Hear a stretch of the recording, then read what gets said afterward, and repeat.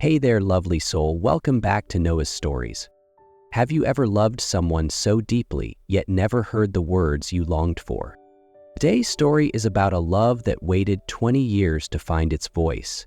And what happens when two hearts finally speak the same language? Each afternoon, the golden glow of sunset stretched gently over the rooftops of the quiet suburbs, painting the winding dirt roads with warm light. In the small neighborhood where Clara lived, the air always seemed to hum with a soft stillness, as if the world itself was listening to the gentle whispers coming from inside each home.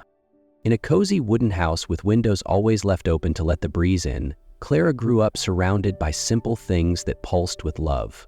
Her family didn't have much, but the warmth within their walls came not from possessions, but from small, steady acts of affection. Every night, no matter how tired they were, her parents insisted on gathering around the old wooden table, the one her grandfather had built long ago with his own hands. On it sat steaming bowls of soup, stories from the day, bursts of laughter, and quiet words of comfort when someone had had a rough time. "I don't want you going to sleep without saying I love you to someone who matters," her mother would say, still stirring the pot on the stove. Her father, ever gentle, would add, "And don't forget to show it. Words alone are just air. It takes action to make them real." Clara grew up believing that love was something you could touch.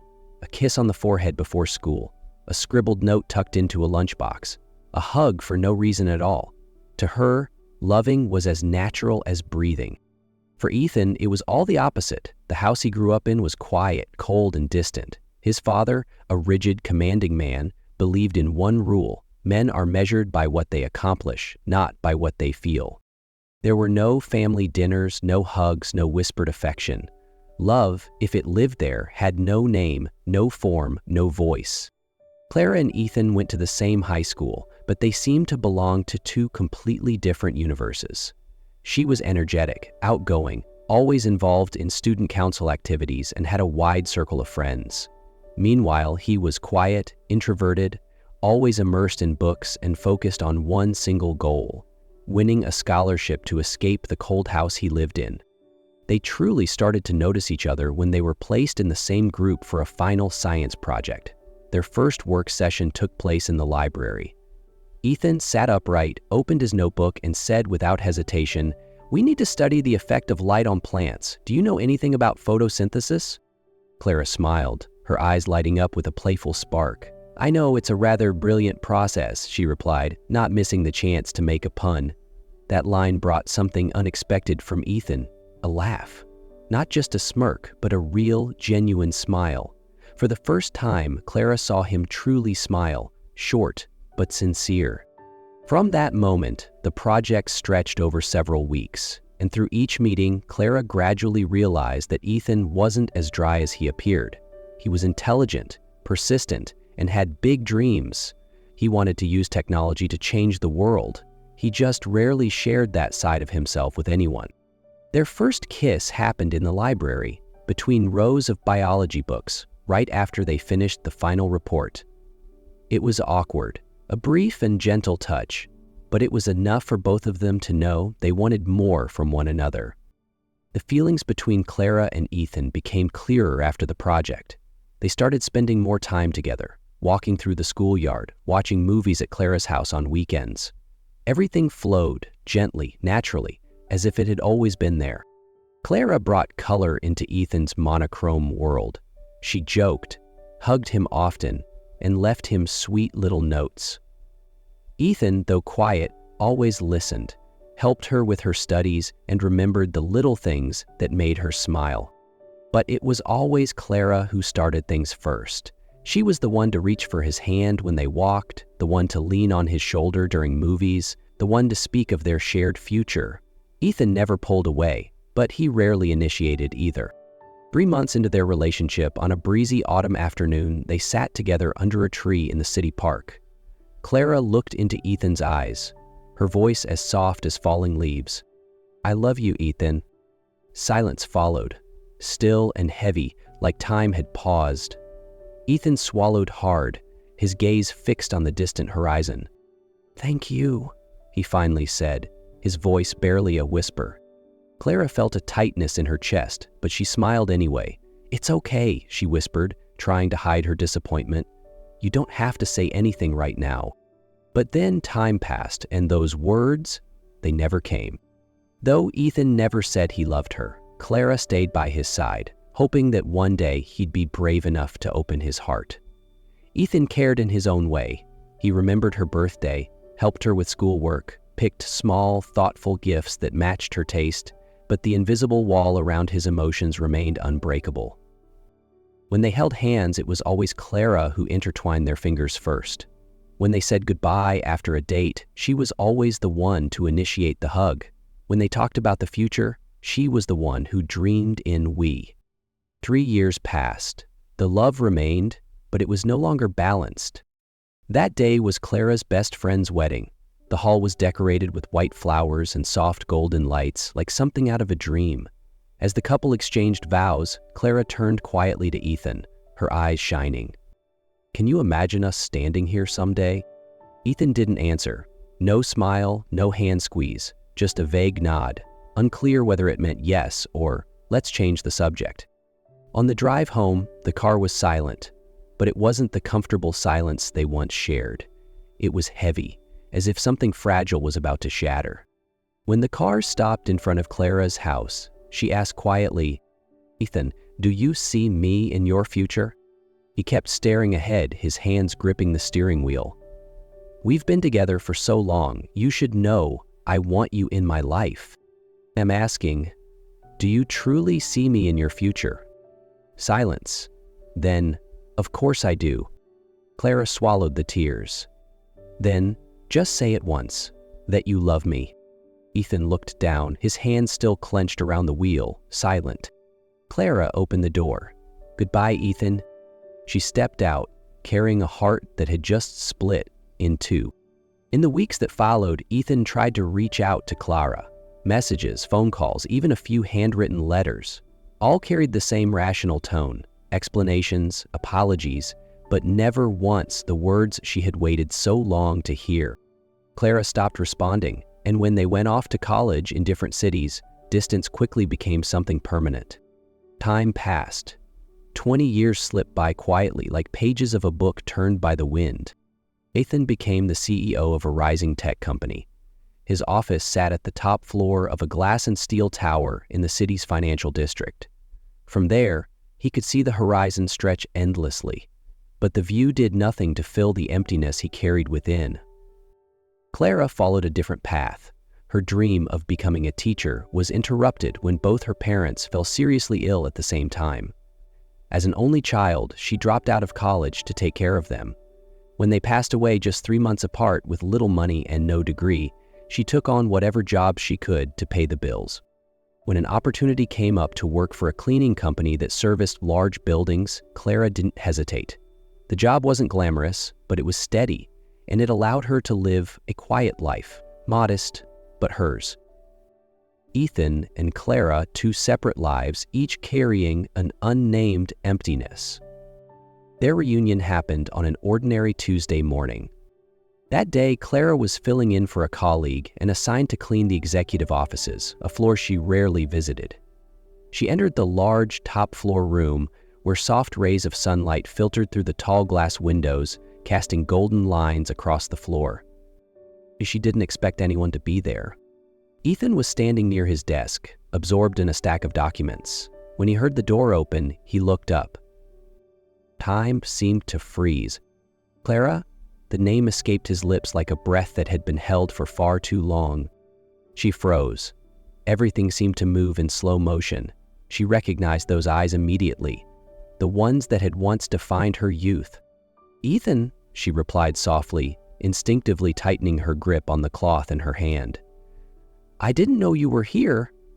I can come back later." "No, please stay," he said quickly, his voice low but sincere. "I just came in early to catch up on some reports." Clara nodded and stepped inside to begin her work in silence, but she could feel his eyes following her every move. Once again, the distance between them felt both very near and impossibly far. After that morning, Clara thought it was just a chance encounter, but it didn't end there. In the days that followed, Ethan began arriving earlier than usual and staying in his office later than he used to. And though neither of them said it out loud, both knew. They were quietly searching for each other in the wide hallways and fleeting moments in between. Each glance, each accidental eye contact brought back fragments of the past, and with it a silent question. Do you still remember? After 2 weeks of these unspoken meetings, Ethan finally gathered the courage and approached her as she was getting ready to leave. "Clara," he said, his voice low and hesitant, "would you like to have a cup of coffee with me? Just to talk, catch up a little." Clara hesitated. The old wounds were still tender, not entirely healed, but curiosity and something warm still lingering in her chest made her nod. "All right, I finish at 6. The cafe was just a few blocks from the building. They chose a small table in a quiet corner. The atmosphere was awkward at first, but slowly small talk turned into a gentle flow of stories from two lives that had been apart for far too long. Ethan spoke of his career, his failures, a few relationships that didn't work out, and the emptiness he never really filled. Clara shared about her parents, the years of loneliness and exhaustion, the double grief of losing them only 3 months apart. "The hardest part," she said softly, turning the teacup in her hands, "was the absence of daily affection. My parents were very loving people. I got used to being loved. And then suddenly, there was no one." Ethan looked at her for a long time, as if truly seeing her for the first time, the girl she once was and the woman she had become. "I'm sorry for everything you've been through, Clara. You deserved more." Clara gave a small, sad smile. "Life rarely gives us what we deserve, only what we're strong enough to build with what we have left." That morning, Clara arrived earlier than usual to clean the executive offices. She often liked to start early, partly to avoid the rush and partly to enjoy the rare quiet before the day began. When she stepped into Ethan's office, she was surprised to find the lights already on. He was sitting at his desk, but no computer was turned on, just a cold cup of coffee and a distant look in his eyes. "Sorry," she said quickly, starting to back away. "I'll come back later." "No," he interrupted, standing up. "Please, stay." Ethan walked over to the door and gently locked it. A simple gesture, but his hand trembled slightly as he turned the key. He turned to face Clara again, and his eyes no longer held that familiar coldness, but something fragile, almost afraid. "I need to tell you something I should have said 20 years ago." Clara stood frozen, still holding the cleaning cloth in her hand, her heart caught in her chest. "I was a fool, Clara. My whole childhood, my father drilled into me that emotions were weakness, that a man didn't need to say, 'I love you,' actions were enough. I believed that, and I lost you because of it." He stepped closer, each movement slow, as if afraid she might disappear if he rushed. "But for 20 years, every time I thought of you, I knew I was wrong. I loved you since that afternoon you said it under that tree, but I didn't think I deserved to feel it. I didn't have the courage. I didn't have the words." He stopped in front of her, his eyes locked on hers, completely open now, without walls. "I love you, Clara. I have always loved you. Please, give me a chance to love you the way you've always deserved." Clara said nothing. The wave of emotion came too fast for words. She couldn't tell if the tears in her eyes were from old pain or something entirely new. All she knew was that her heart, quiet for so long, was now pounding so loudly she could barely breathe. In the days following his confession, Clara didn't give an answer right away. She needed time, not to test Ethan, but to truly understand her own heart. 20 years was a long time. They were no longer the young pair standing under that autumn tree. But what kept Clara from walking away was Ethan's eyes that day. No more hiding, no more walls, just truth, raw, fragile, and incredibly brave. They started again, but not in a rush. They didn't call it getting back together. They called it getting to know each other again. Once a week, they met, sometimes walking in the park, sometimes just sitting in silence over tea. And in that quiet pace, Clara realized something. Ethan had changed. Now he was the one reaching for her hand when crossing the street, the one who placed a gentle hand on her shoulder when she spoke of something sad, the one who softly said, "I love you," without hesitation, and more importantly, showed it in the smallest, most honest ways. One Sunday morning, they visited the graves of Clara's parents. Ethan stood before the headstones, laying down a bouquet of white chrysanthemums, and bowed deeply. "Thank you for raising such an extraordinary daughter," he whispered. "I promise to love her the way you once did." Clara stood beside him, tears falling silently. For the first time in years, she didn't feel alone in her grief. When they returned, they spent the afternoon tending to the small garden behind Clara's apartment, where spring buds were starting to bloom under the soft morning sun. And in that peace, Clara knew. This time, her heart was exactly where it belonged. No more waiting, no more wondering, just the present, and a man who loved her not only with words, but with hands that had learned how to hold gently, and a heart that had finally learned how to open. And as spring arrived early that year, carrying soft sunlight and the scent of fresh grass in the breeze, something new was also blooming between them. The little garden behind Clara's apartment was full of life. Daisies, lavender, pale purple hydrangeas just beginning to bud. Clara and Ethan spent many Sunday mornings tending to each plant. Among damp soil and floral scents, they talked about small things. A book one of them was halfway through, a new recipe they tried, or a random memory that slipped into the moment. There was no need for loud declarations, just presence, steady and real. That day, Ethan said he wanted to plant a row of white daisies in the corner, the flower Clara loved most. While Clara was bent over loosening the soil, he suddenly knelt beside her. Not to plant something, but for something else entirely. He pulled a small box from his pocket. Inside was a simple, elegant ring, like the man he had become. "I don't want to wait another day," Ethan said, his voice trembling slightly, but his eyes steady and certain. 20 years ago, you asked me if I could imagine us at the altar. I couldn't answer then. Today, I want to be the one asking, can you see me in all the days you have left?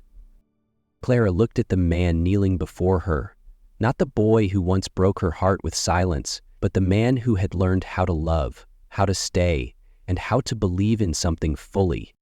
Tears fell, not from sadness, but because everything she had once waited for had finally bloomed. "Yes," she said, her voice soft and choked with emotion, "I see you in all of my tomorrows. And this time, I'm not afraid to believe in forever." "Yes," she said, her voice soft and choked with emotion, "I see you in all of my tomorrows." They kissed in the middle of the garden, surrounded by sunlight, damp soil, and the scent of new blossoms. Time was no longer the thing that kept them apart. It had simply been the journey needed to bring them back, when they were finally ready. Sometimes, love just needs time to grow into the words it couldn't say before. If Clara and Ethan's journey moved you, leave a comment below and tell us, would you wait 20 years for love? Don't forget to like, share, and subscribe to Noah's Stories for more tales that heal, touch, and linger.